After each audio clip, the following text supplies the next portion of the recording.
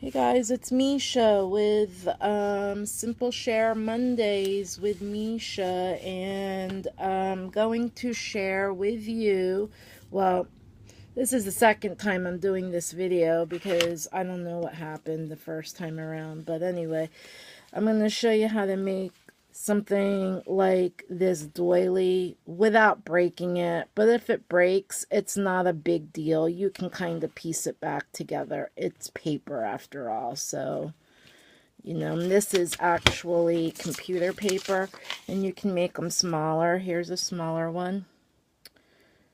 And I started this one here, and what I did was I made these like tick marks. Do you see those? For about every ½ inch to an inch apart on about where I would like to put my punch. And the punch I'm using is a corner punch that I took and it's a Fiskars, and I actually had another Fiskars that I was using. No, an Ionic. They're supposed to be good, aren't they? Well, it jammed up. I can't even open it now. So, yeah. Threw that away. So anyway, you're going to go in as deep or as shallow as you want at about where your tick mark is. And remember, this is on the curve, so it's going to be a little awkward. And depending on how deep you go and how close to the next punch you go also is going to depend upon where you are punching. So let me see if I can, and I'm not the one who came up with this idea. I just think that if you are doing a layout or your project needs a little something, that this is a way to get a little more interest in your project. And I'm going to show you what I do after I punch in the circle here. You could actually leave it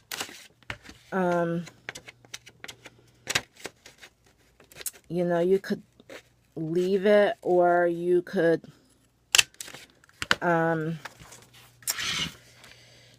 take your, where are my scissors? Take your scissors. Well, this is what it's gonna look like if you, and it's fine, right? It's fine like that.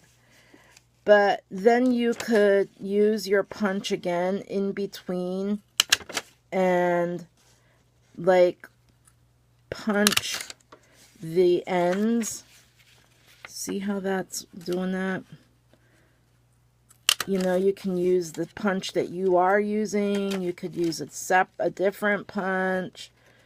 And you're going to go right to your ends and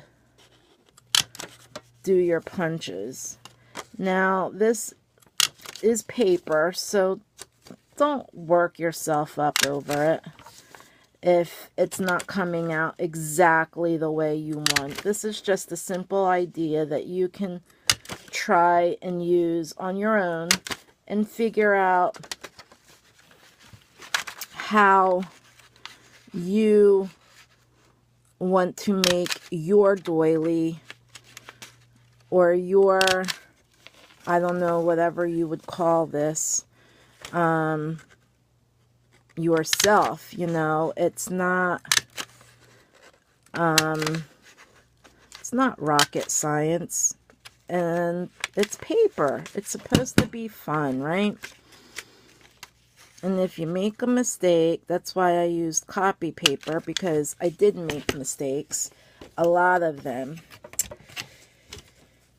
So like right here, well, maybe I could clip that, we'll see. see what I'm just kind of going in a little bit. So if you have these little like points that you don't want, just go through and snip them. And if you don't have the points and you want them, snip them so that you get them. All right, so